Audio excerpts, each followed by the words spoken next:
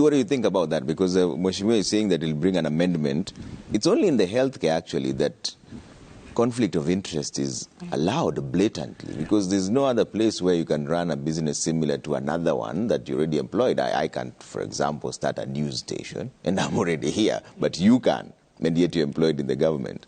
Is it fair, what Mheshimiwa is saying, to separate these two, public service and private business? So if you go private, you're private. If you're public, you're public. Simple.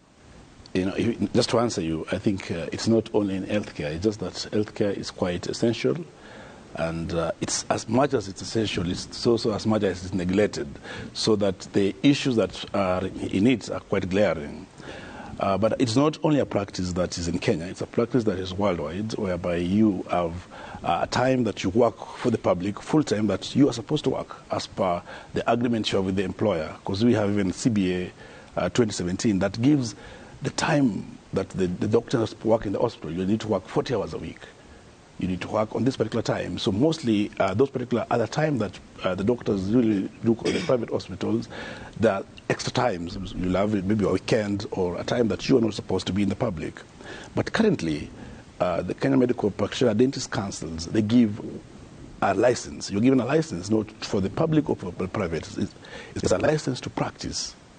And given that we do not have any, I would say that, contradictions to when they do these particular procedures, because the doctors that actually work, if you look at all these facilities, they work their action is to deliver services. And in the cases that Homa Bay County, particularly for this period that we have been, was a dead county in terms of healthcare. Any patient who is to go to Homa Bay will be asked to buy the gloves, to buy the syringes, to buy everything. So you'll be a doctor who will be in the hospital, you want to offer services, but you will see that the patients that you want to serve dies because there are no equipment to assist them. And that's the point that you will see. It is better to save this patient in a nearby hospital than to let them die.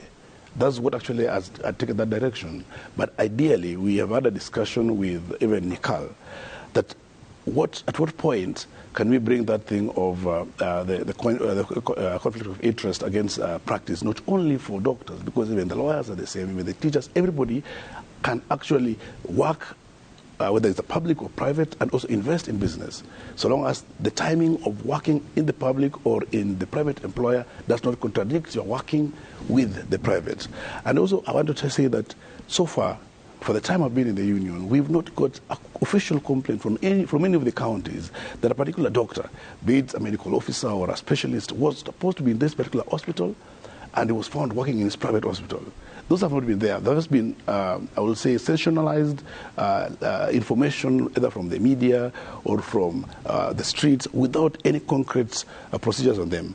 But as a country, we have labor laws whereby if I'm a chief officer or I'm a medical superintendent or I'm in charge of a county and I find that a particular officer is not at work, there are procedures to follow for this. But so far we've not had any of that. And that's why we always say these are all just stories that cannot be repudiated with evidence of their existence.